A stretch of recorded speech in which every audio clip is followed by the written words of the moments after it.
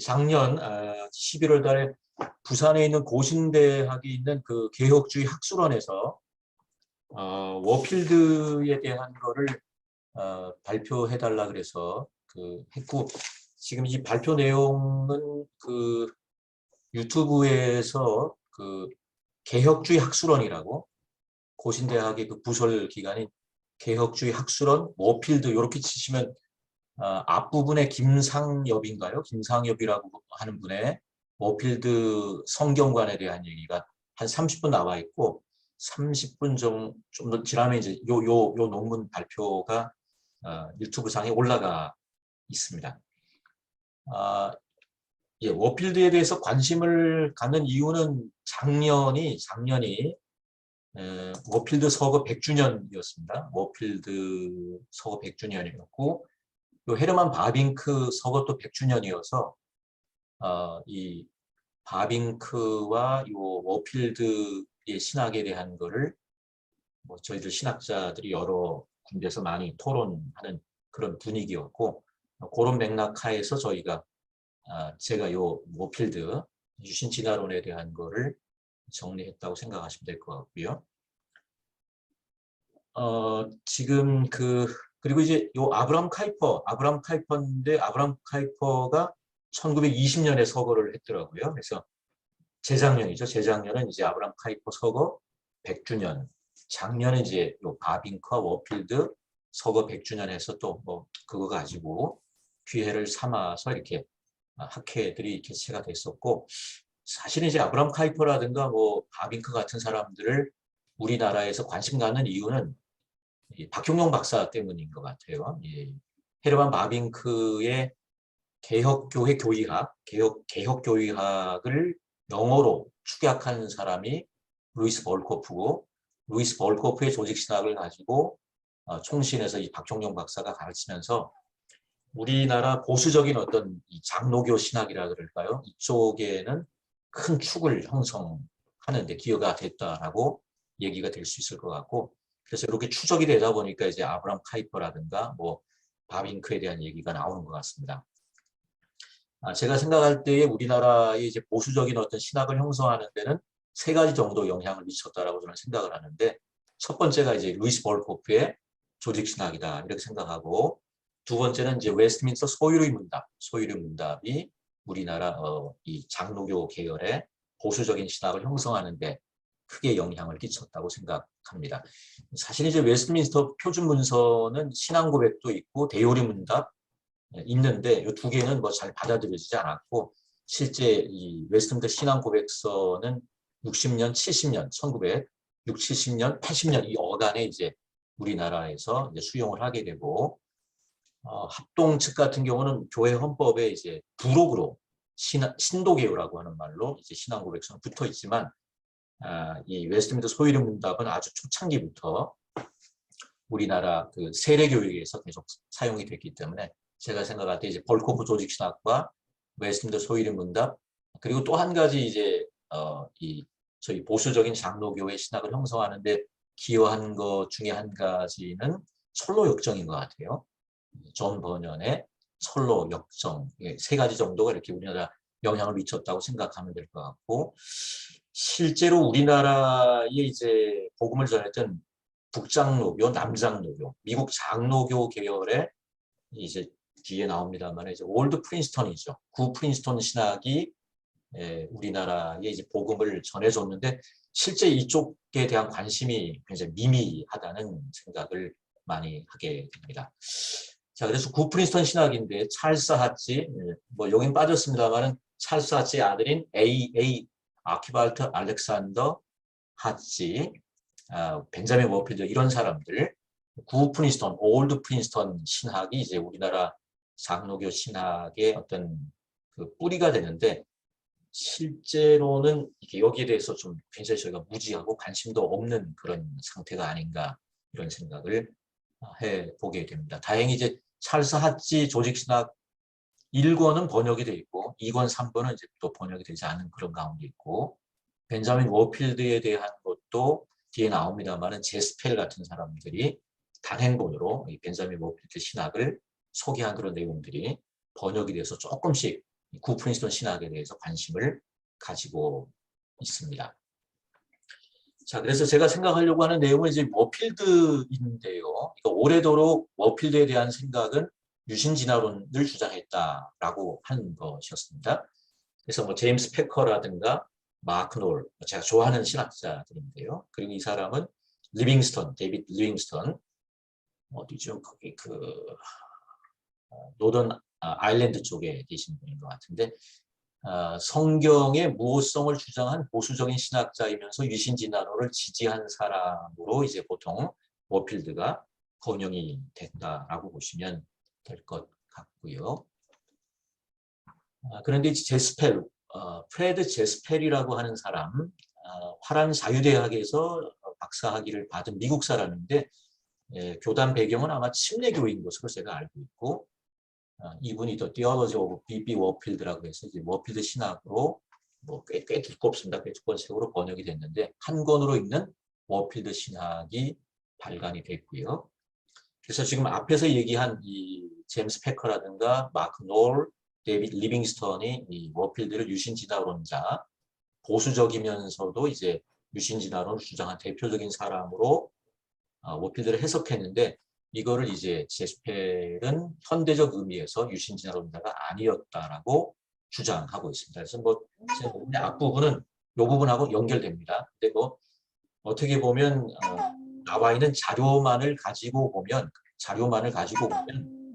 어느 한쪽이 뭐 이렇게 확고하게 이렇게 승리를 거두기는 좀 어려울 것 같고요. 뭐 주장하는 것 따라서 이제 그 유신진화론자라고도 얘기할 수도 있기도 하고 또 아니기도 할 수 있는 그런 애매한 부분들이 좀 존재합니다. 일단 유신진화론에 대해서는 이제 외국에서는 뭐 가장 유명한 사람이 프란시스 콜린스라고 생각하고요. 우리나라에서는 이제 서울대 천문학부 우종학 교수가 보통 이제 유신진화론자로 분류가 됩니다. 유신진화론자라고 할 때 지금 이제 미국에서는 1910년에 지금 이 유신진화론이라고 하는 게 계속해서 이제 좀 논의가 되고 있는데 카톡 소리가 나네요. 브루스 월키라고 하는 분이 이 창세기 앞부분에 해석을 문자적으로 하면 안 된다라고 얘기했다가 뭐 봉변을 당하는 그런 일이 벌어지고 또 트럼프 롱맨, 그다음 피터 엔즈 같은 사람이 성경의 무호성과 관련해서 이 부분을 또 피력했다가 이제 웨스트민스터 신학교에서 쫓겨나는 그런 일들이 벌어지게 됐습니다. 그래서 유신진화론과 관련된 것은 미국에서는 2010년이죠. 죄송합니다. 2010년, 10년 그 어간에 1년의 구약신학자들이 창세기 1장부터 3장의 내용을 문자적으로 해석하는 것에 대해서 경고하고 창세기 1장에 있는 내용을 가지고 진화론을 반대하는 쪽으로 해석하는 것이 무리한 해석이다. 뭐 이런 정도의 주장들인데 이거 가지고 이제 디베이트가 되는 그런 모습이 벌어졌고 요 어간에 이제 이런 그 토론을 담아서 책이 2권 정도 나왔습니다. 책이 2권 정도 나왔고 아담 타락 원죄부 그리고 이제 유신진화론 비판이라고 하는 상하로 된 이 2권의 책이 나왔는데 요 책은 제가 추천사를 쓴 것 같아요. 몇몇 추천사 중에 저도 여기엔 추천사 썼는데 기본적으로는 뭐 기본적인 맥락이 비슷하다고 보면 될 것 같습니다. 유신진화론이라고 하는 게 아담의 역사성과 관련된 어떤 그런 부분을 허물기 때문에 복음주의 신학의 이제 기본적인 교리를 허문다라고 해서 비판하는 맥락이라고 보시면 될 것 같습니다. 2권이 각각 다른 관심으로 쓰여졌지만 비슷하게 유신진화론에 대해서 이제 반대하는 그런 책이라고 보시면 될 것 같고 지금 이제 유신진화론자들이 또 좀 더 있는데 팀 켈러 같은 사람 제가 요즘 팀 켈러 열심히 좀 듣고 있는데 아주 탁월한 복음주의 설교가인데요. 팀 켈러, PCA 미국 장로교 소속인 팀 켈러, 트럼프 롱맨은 아까 말씀드렸고 CRC 교단, 크리스천 리폼드 처치 인 노스 아메리카, 이 켈빈 대학이 소속된 교단이죠. 북미주 개혁 교단의 제임스 스미스 그리고 리차드 마오 이런 사람들이 유신진화론을 뭐 하여간 지지하는 그런 사람들로 보통 이야기가 되고, 리차드 마오에 대한 얘기는 제가 좀 끝에 얘기를 좀 하도록 하겠습니다.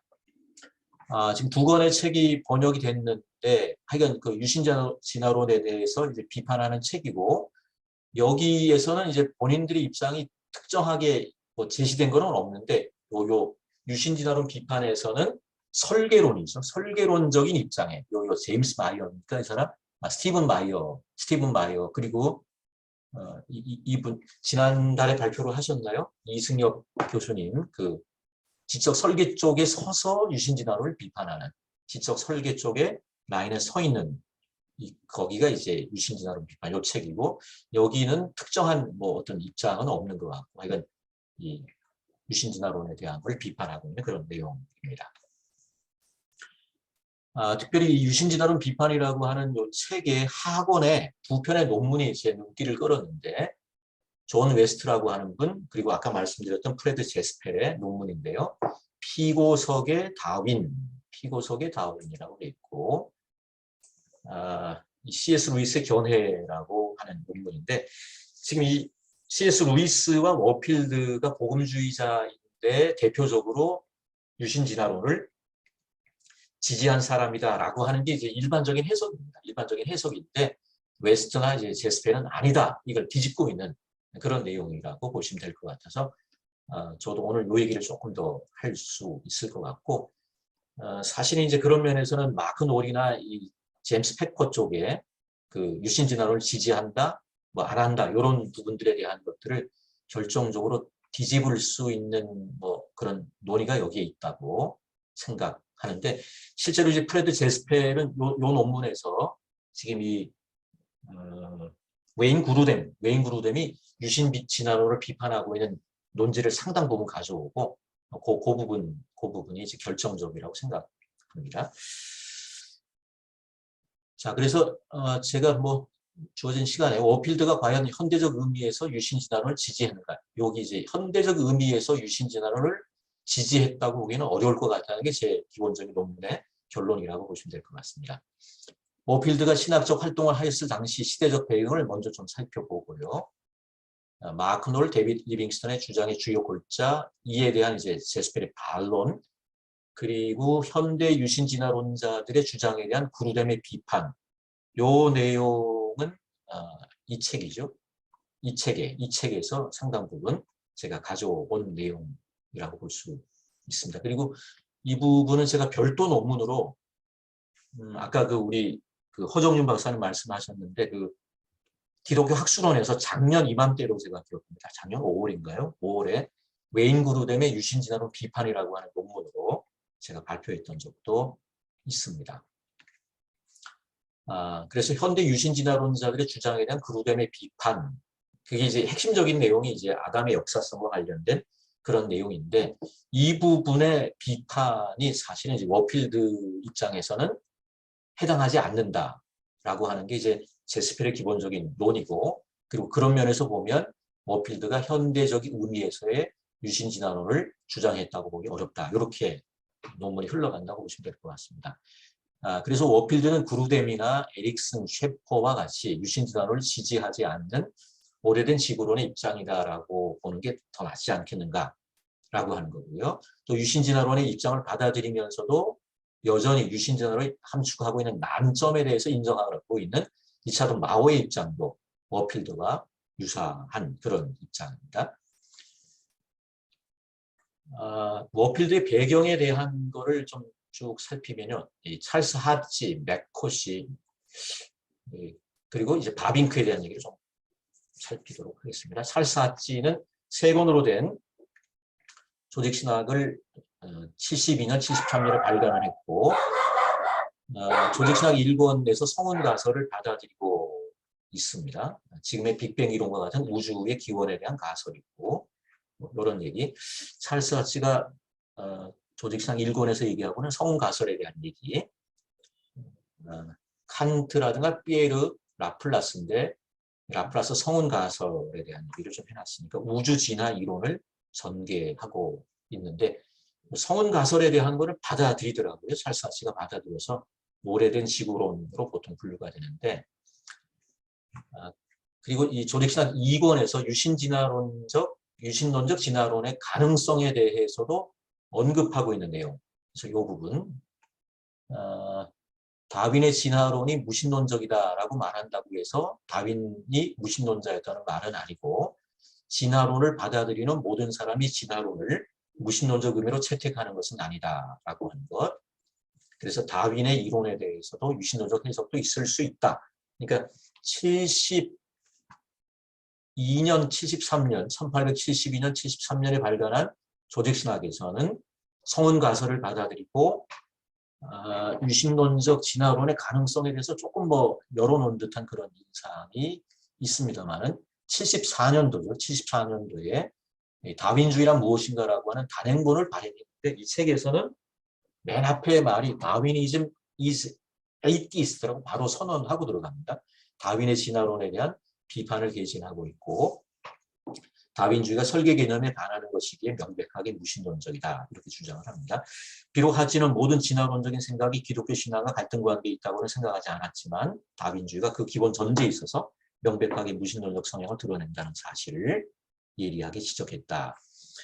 제가 사실 창조론 오픈 포럼에서 발표했던 찰스 하치 창조론에서는 이 부분, 이 찰스 하치가 조직신학 2권에서 유신론적 진화론을 인정했다는 쪽에 대한 거는 저는 발견을 못해서 이전 논문에는 제 오류가 있는 것 같고 이 부분, 그래서 찰스 하치가 조직신학 2권에서 유신론적 진화론의 가능성을 언급하고 있다라고 하는 거는 이따 나옵니다만은 고신대학의 우병훈 교수의 논문의 도움을 제가 받았다라고 하는 것을 제가 밝혀놓고 싶고요. 자, 이런 사정은 이제 아브라함 카이퍼라든가 헤르만 바빙크에게 있어서도 마찬가지고 어느 정도 진화 가능성에 대해서 인정하면서도 진화론이 가지는 자연주의적 함축 때문에 카이퍼와 바빙크는 찰스 하치처럼 진화론을 강하게 거부하고 있습니다. 프린스턴 대학을 이야기해야 될 텐데요. 보다 정확하게는 이제 이 이름을 바꾼 거는 1896년이니까 뉴저지 대학입니다. 뉴저지 대학인데 1896년 지금의 이제 프린스턴 대학으로 교명을 변경했고요. 존 맥클린 학장 또한 다윈의 진화론을 거부하는 그런 입장이었는데 맥클린 학장이 은퇴하고 철학자 제임스 맥콧이라고 하는 분이 학장이 되면서 상황이 달라졌고 이 맥콧이라고 하는 분은 다윈주의 많은 부분이 건전한 것으로 증명될 수 있다고 믿었고 이 과학과 종교 사이의 갈등 대신에 둘 사이의 화해를 추구했다. 그래서 맥콧이에게 진화론은 무신론적인 것이거나 성경과 화해할 수 없을 정도로 그리스도인들이 적대해야 되는 게 아니라고 생각을 했고요. 그래서 미국의 장로교인들은 프린스턴에 기반을 둔 진화에 대한 두 가지 견해 사이에서 선택할 수 있는 상태였고 프린스턴 신학교 쪽은 이제 반대였고 프린스턴 대학 쪽은 찬성하는 쪽이었다고 볼 수 있습니다. 프린스턴 신학교는 하치의 입장을 지지하는 사람들이 1929년 이제 웨스트민스터 신학교를 형성하게 되는 그때까지 하치 입장을 견지하였고 프린스턴 대학은 진화생물학이라고 하는 새로운 과학의 세계적 본부가 되었다라고 얘기할 수 있습니다. 다윈이 과학적으로 분명하게 설명하지 못했던 세 가지 난제가 보통 있었다고 얘기하는데 지구의 나이, 자연 선택의 구체적 메커니즘, 이타성 현상. 이 이타성 현상에 대해서는 여전히 좀 여러 가지 논란이 되는 것 같은데요. 지구의 나이 문제는 윌리엄 탐슨이라고 하는 분에 의해서 어느 정도 해결이 됐다라고 볼 수 있고 2천만 년과 1억 년 당시 사람들이 생각했던 지구의 나이보다는 엄청나게 긴 시간이었지만 다윈이 제시한 방식으로 생물이 진화하기에는 충분하지 않은 짧은 시간이었다고 볼 수 있고 이러던 문제가 이제 1896년 방사성 동위원소를 통해서 지구의 나이를 정확하게 측정할 수 있게 되면서 소위 말하는 이 지구의 연대 문제가 해결이 됐다. 이거는 호남신학대학의 신재식 교수, 유신진화론자입니다만은 제가 신학자 입장에서 이렇게 책들을 읽어보면 창조, 이 과학과 신학에 대한 공부를 제대로 한 사람 중에 한 분인 것 같아요. 미국에 있는 그 템플턴 파운데이션에서 장학금까지 받으면서 진화론을 별도로 공부한 그런 제가 생각할 때는 상당한 어떤 그쪽에 소양이 있는 분을 제가 알고 있습니다. 두 번째 문제는 이제 다윈이 해결하지 못했던 자연 선택의 구체적 메커니즘은 잘 아시는 것처럼 멘델에 의해서 해결이 됐다. 그런데 멘델이 1859년이 종이 기원인 초판이 나온 해인데 얼마 안 된 거죠. 1865년에 발표했는데도 다윈에게도 아마 이 논문을 보냈는데도 다윈도 이 논문의 중요성을 알아채지 못하고 읽지 않은 것 같다라고 얘기를 하고 멘델이 죽은 다음에 1900년대에 휴고 두 브리스, 칼 코렌스, 에릭 폰 체르마크 세 명의 생물학자가 다시 발견하면서 제대로 된 평가를 받게 되고 또 30년이 지납니다.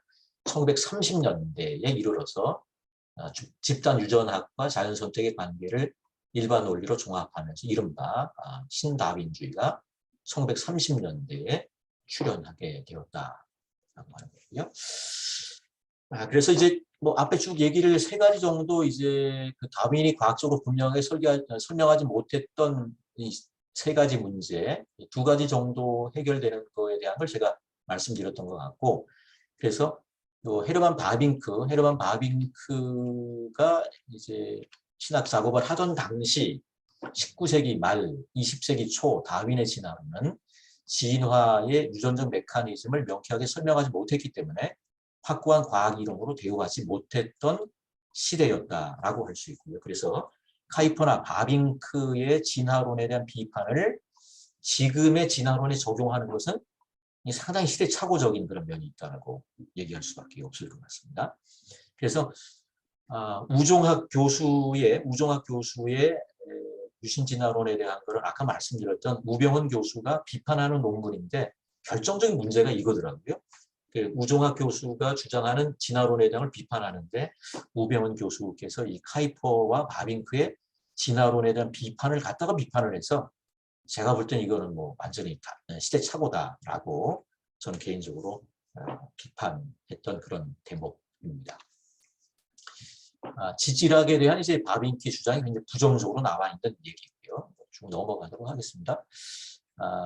지질학자 리터 폰 호글러의 말을 인용하고 있는데 이분이 누군지는 아무리 찾아도 나오지는 않습니다. 바빙크 때의 지질학자인데 위키피디아 같은 데 나오지 않아서. 근데 읽어는 보겠습니다. 우리는 휘장이 이미 닫힌 이후에서야 비로소 극장에 도착했다는 불쾌한 사실에 직면한다.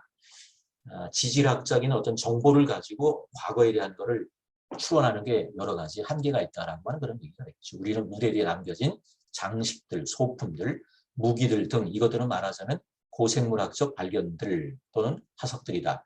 이것들로부터 상연되었던 영국을 추측해야만 합니다. 따라서 우리가 틀릴 경우 그것은 전적으로 변명 가능한 일이다. 이런 말들이 이제 바빙크는 인용을 하고 있습니다. 그래서 지질학에서 얘기하는 여러 가지 이런 주장들이 상당한 개연성만 있을 뿐이지 확실하게 주장할 수 없다라고 하는 그런 얘기를 하고 있고요. 이어서 바빙크는 진화론을 선험적으로 받아들이는 사람들의 문제점에 대해서도 이야기를 하고 있습니다.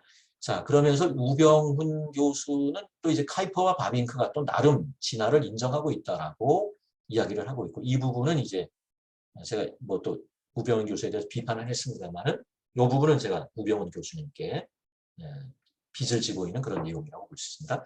찰스 하치가 진화론을 전적으로 거부하는지 알았더니 조직신학 2권에 유신진화론의 가능성을 인정하고 있다라고 하는 것도 우병훈 교수에게 제가 빚을 지고 있는 그런 대목이라고 보시면 될 것 같습니다.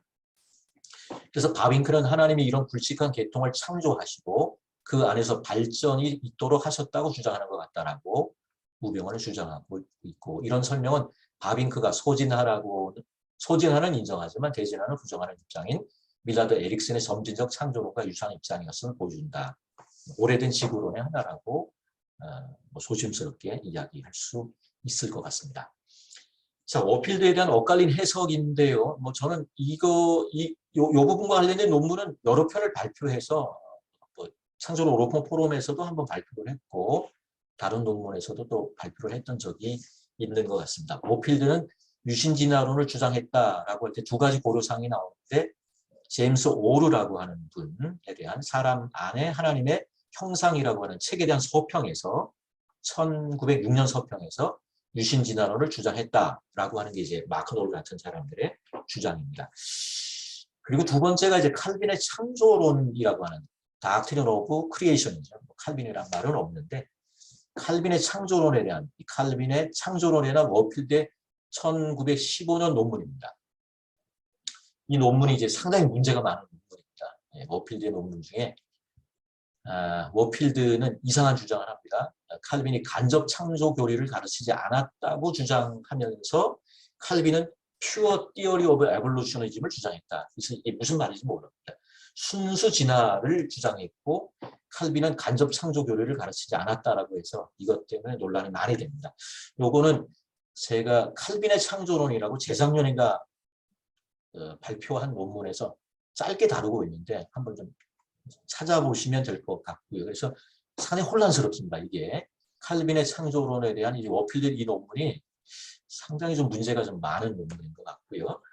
1950년대에 제가 이름이 지금 잘 기억이 안 나는데 머레이, 존 머레이가 요 1915년에 워필드의 칼빈의 창조론에 대해서 이렇게 요 워필드가 칼빈이 간접 창조 교리를 가르치지 않았다고 주장한 것은 틀렸다라고 이렇게 비판하는 그런 논문도 우리가 좀 찾아볼 수 있는데 이 칼빈의 창조론에 대한 워필드의 1915년 논문이 상당히 좀 어렵습니다. 이게 좀 해석하기가 어렵고 뭔 소리를 하는지 모를 정도로 칼빈은 그래서 Pure Theory of Evolutionism이다. 그래서 순수 진화론을 주장하고 있다. 간접 창조 교리는 가르치지 않고 있다. 뭐 이렇게 얘기해서 무슨 의미인지에 대해서 막 굉장한 어떤 논란이 되는 그런 논문이라고 보시면 될 것 같습니다. 그래서 지금 이 마크 놀 같은 사람들은 두 가지죠. 칼빈의 창조론에 대한 1915년의 논문 그리고 요 1906년에 이 제임스 오르라고 하는 사람의 책에 대한 서평을 가지고 이제 보통 워필드가 유신진화론자라고 주장을 하고 있고요. 여기 나오네요. A very pure evolutionary scheme이다. 이런 얘기를 하고 있고 마크 놀은 이게 진화에 대한 워필드의 가장 강한 긍정이다라고 이야기를 하고 있습니다.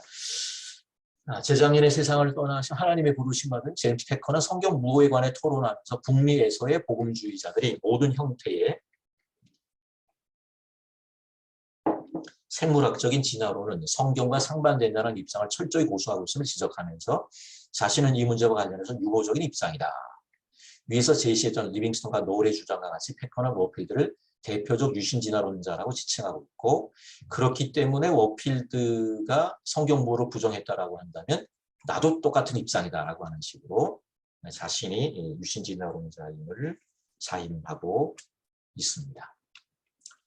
실제로 이제 제임스 패커를 제가 굉장히 좋아하는데 굉장히 보수적인 신학자입니다. 근데 여성 안수를 반대하는 사람입니다.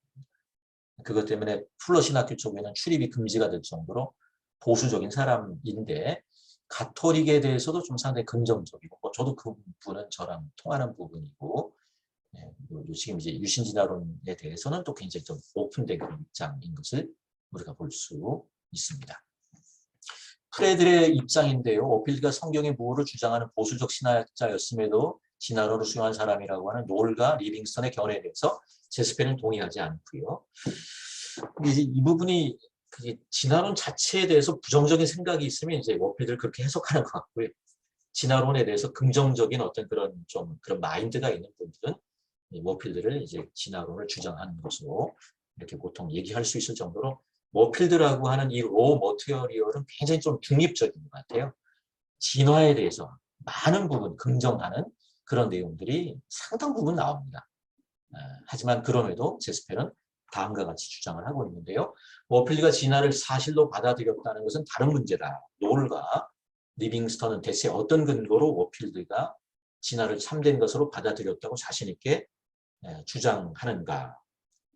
워필드는 자신의 경력 내내 제가 좀 시간을 맞춰놓고 하겠습니다. 50분 정도의 마무리를 하도록 하겠습니다.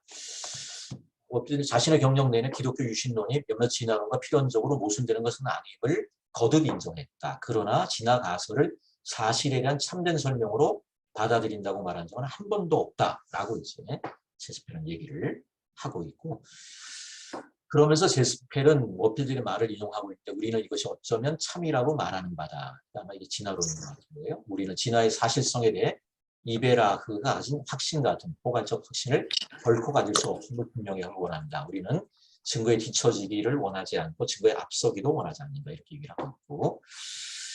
자, 그래서 지금 그 워필드를 놓고 유신진화론자냐 아니냐라고 하는 거에 대한 토론이 두 개로 갈라져 있는데, 저는 이 두 부분에 대한 내용을 유신진화론에 대한 이 웨인 그루뎀의 반론, 유신진화론에 대한 웨인 그루뎀의 반론에 대해서 지금 이 워필드가 정말 이런 반론을 받을 만큼 그런 주장을 했는지를 살펴보면 지금 현대적 의미에서 유신진화론에 대한 비판이 워필드 신학에 대해서 가능하다면 유신진화론을 워필드가 받아들인 게 되는 거고요. 그렇지 않다면 현대적 의미에서 유신진화론을 워필드가 받아들였다고 볼 수 없다라고 하는 것이 되기 때문에 이 부분을 잠깐 언급하는 것이 좋으리라고 생각합니다. 웨인 그루뎀은 유신진화론이 성경적 창조론과 12가지 점에서 차이를 보이며 12가지 면에서 차이를 보이고, 그렇게 될 때 유신진화론은 11가지 기독교 분류를 부정하게 된다. 11가지 쭉 나오는데 저는 다 동의하지는 않고요.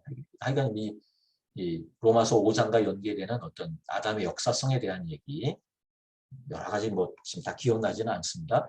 12가지 면에서 성경적 창조론과 차이를 보이고 11가지 기독교 교리를 부정하는 게 유신진화론이다. 이렇게 이야기를 하고 있고, 아까 말씀드린 것처럼 웨인 그루뎀의 유신진화론에 대한 비판이라고 해서 제가 여기저기 작년 기독교 학술원에서도 발표를 했고 조직신학 연구라고 하는 책에도 제가 게재를 했기 때문에 찾아보시면 도움이 되리라고 생각합니다. 자, 그래서 제스펠은 웨인 그루뎀이 제시하고 있는 성경의 설명과 다른 12가지 유신진화론 주장들을 하나하나 열거하며 과연 워필드가 이것을 부인할 것인가 라고 하는 부분에 대해서 소개하고 있는 내용들입니다. 그 내용을 쭉 좀 보면 좋을 것 같아요. 아담과 하와는 첫 번째 사람이 아니었다. 아마도 그들은 전에 존재한 적조차 없었을 것이다. 이게 이제 유신진화론자들이 주장하는 건데 워필드는 이것을 부인할 것이다.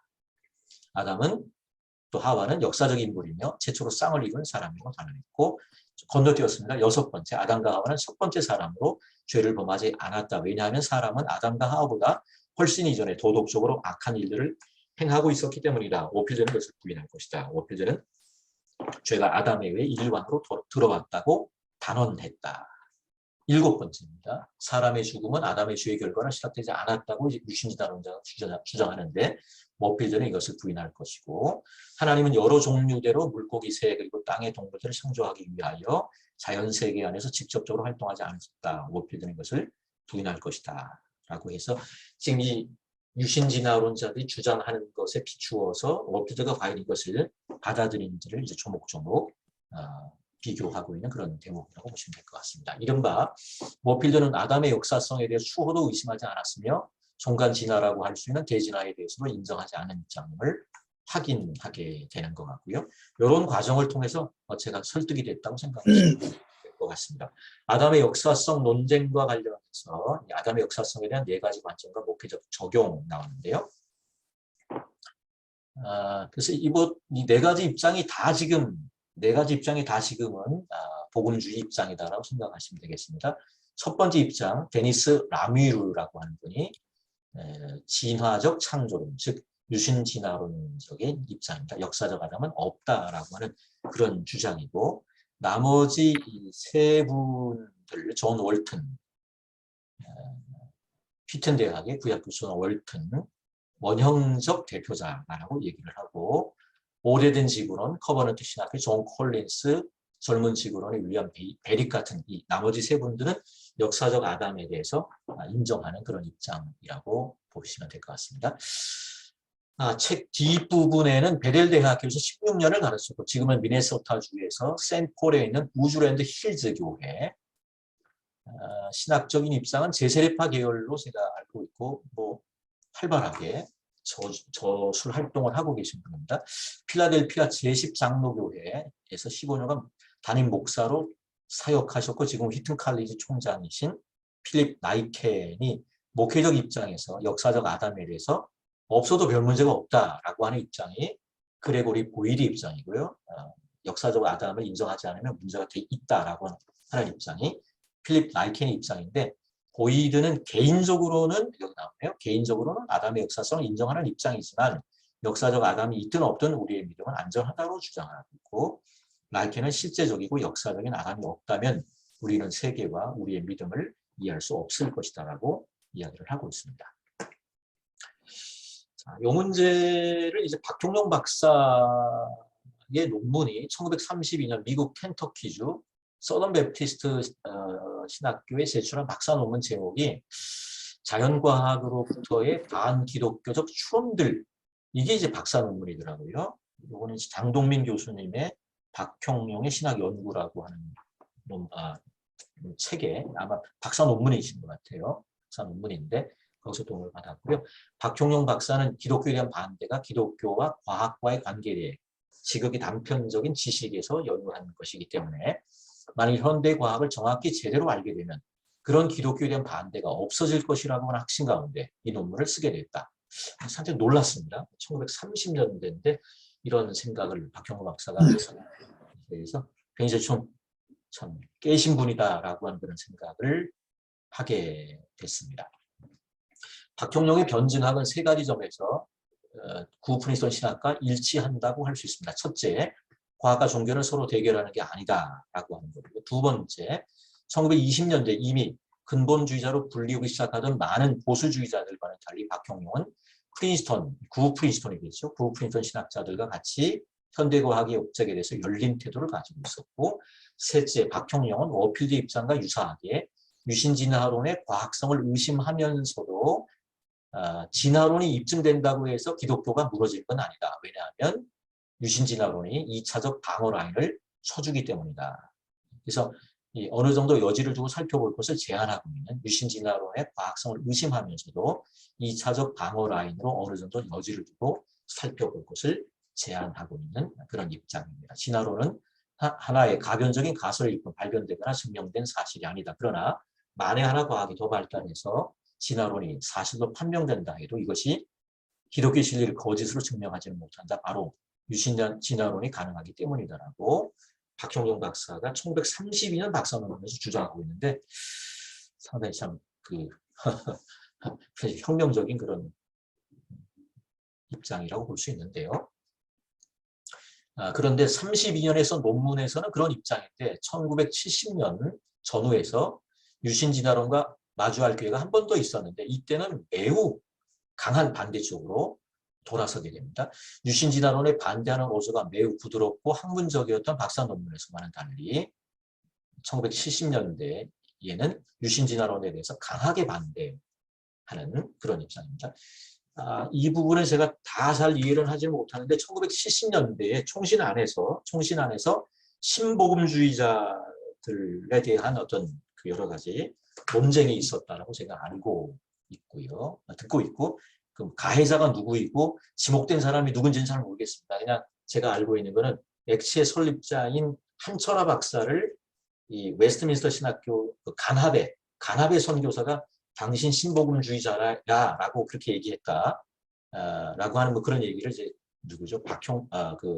한철아 박사가 당시에는 부정했는데 나중에 보니까 내가 맞다. 신복음주의자인 게 맞다라고 해서 뭐 회개했다. 이런 얘기가 이제 한철아 박사님 그 따님 한상아 박사님 논문에서 제가 읽은 기억이 있고 정확하게 1970년대에 있었던 총신 안에서의 신복음주의자와 관련된 논쟁에 대해서는 뭐 제가 다 이해를 하고 있지는 않은데 박형룡 박사 쪽이 가해자였다라고 본다면 신복음주의자로 이렇게 사람들을 몰면서 에드워드 카넬이나 버나드 램 같은 사람들, 이 신복음주의자들이 유신진화론 이런 사람들의 유신진화론이 성경과 어긋나지 않는다라고 말하는 이 신복음주의자들에 대해서 반대하는 그런 입장을 피력하게 됩니다. 보수주의 입장에서도 창조 유기를 역자적으로 보지 않는 자들이 있음이 사실이지만 진화론을 받아들여 가지고 장기 창조를 말하는 보수주의자는 일치가 없었다. 이상한 소리를 합니다. 여기서 신복음주의자들은 보수주의자가 아님을 자증함이 분명하더라고.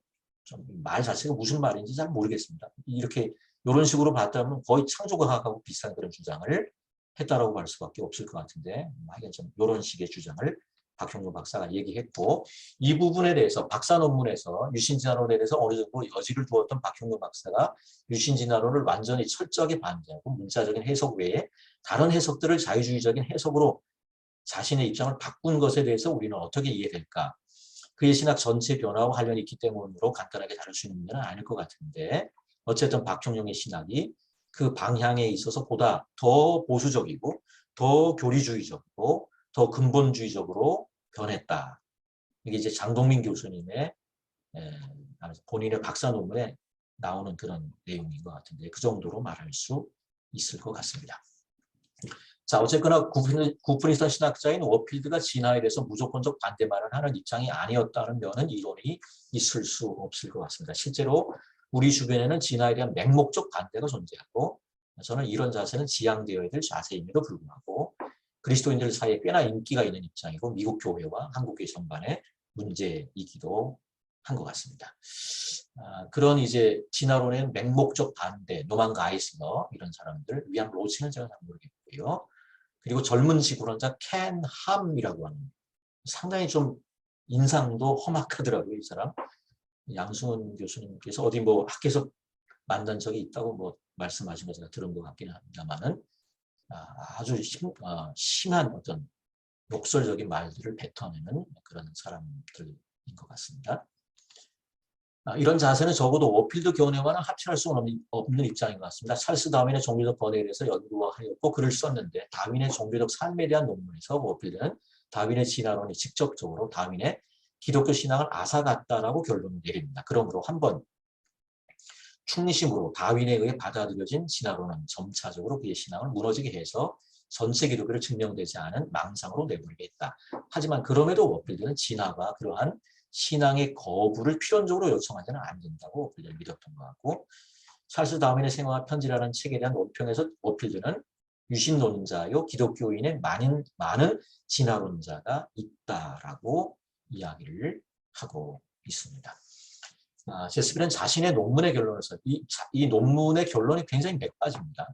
굉장히 맥빠집니다. 워필드가 그의 저술에서 진화라고 하는 말을 썼는데 그게 무슨 말이다 모르겠다 이렇게 나가버립니다. 그래서 조금은 뭐 논문을 읽고 막판에 모르는 게 너무 많아요. 너무 많아서 워필드가 그럼 진화라고 하는 말을 통해서 뭐를 얘기하려고 했냐, 우리가 좀 특정할 수 없다 이런 식으로 이제 결론에서 좀 맥이 빠진 듯한 그런 내용들이 나오긴 합니다만은, 워필드가 진화에 대해서 매우 개방적이었던 것은 뭐 분명한 것 같다. 오늘날 이해하고 있는 유신 진화론을 지지했다고는 할 수 없다라고 얘기를 하고 있고요.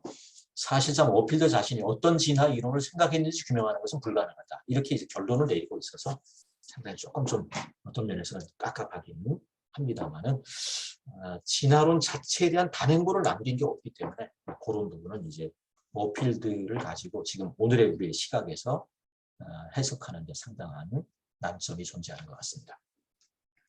조금 다른 사람들 입장인데요. 뭐 제 입장하고도 연결되는 내용들인데, 오래된 지구론의 입장에 서 있는 밀라드 에릭슨의 모습이고요. 프란스 셰퍼, 웨인 그루뎀 이런 사람들, 지금 웨인 그루뎀은 오래된 지구론 중에서도 이제 그 지적 설계론 쪽으로 이렇게 좀 기울어 있는 그런 그쪽 입장을 딱 특정하고 있는 분이라고 보시면 될 것 같습니다. 셰퍼는 성경에 의해 수립되는 우주론의 자유와 한계를 논하면서 첫 번째 요점의 내용은 진화론에 대한 셰퍼의 비판, 반대입니다.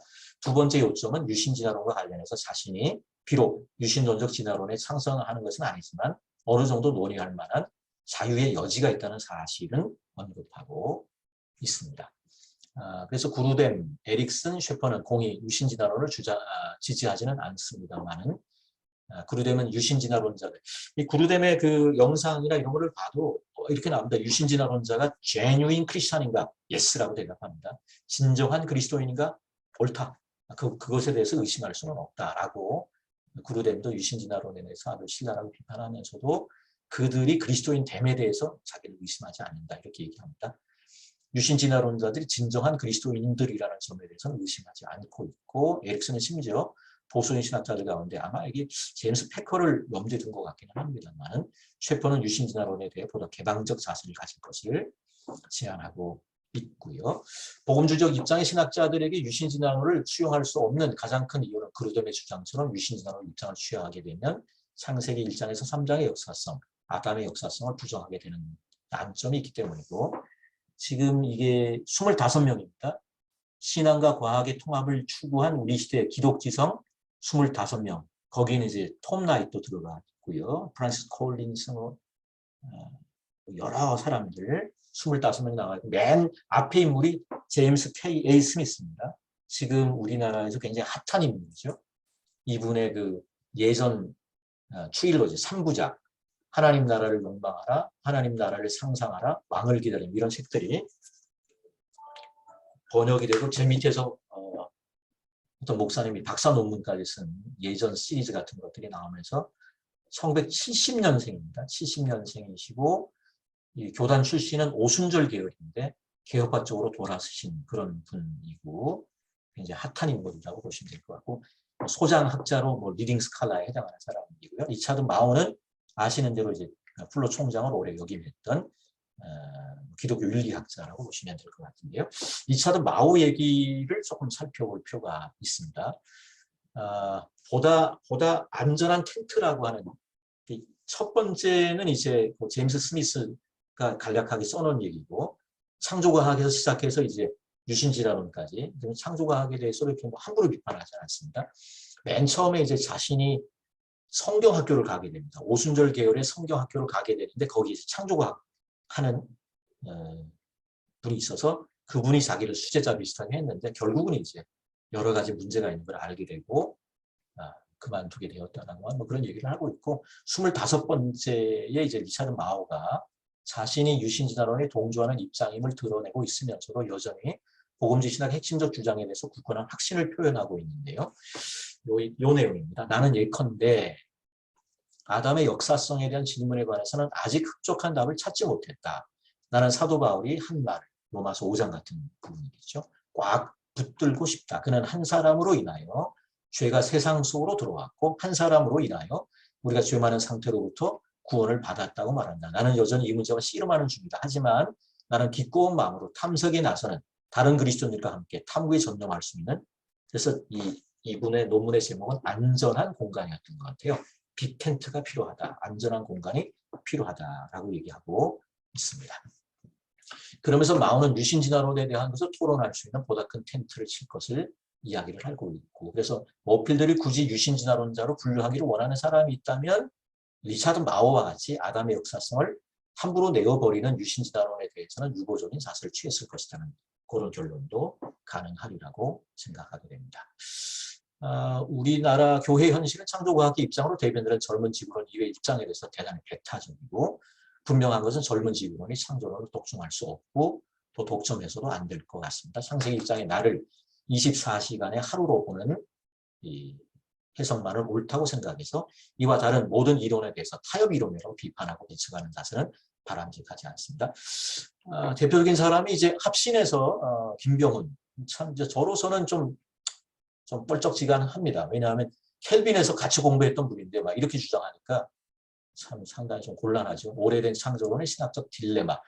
그리고 웨인 그루뎀 비롯한 유신진화론 비판이 이제 설계 쪽에 서서 있는 그런 입장의 거를 번역을 했는데도 본인은 뭐 완전히 창조과학 입장 쪽에 서서 다른 입장들을 뭐 주장하고 있기 때문에 좀 작년인가요? 아까 말씀드렸던 이 기독교 학술원에서도 제 논문에 대한 논평에서 또 설전이 또 설전이라고 보다는 좀 서로 막 말싸움을 좀 했던 기억이 있습니다만은, 좀 저는 개인적으로 좀 안타깝습니다.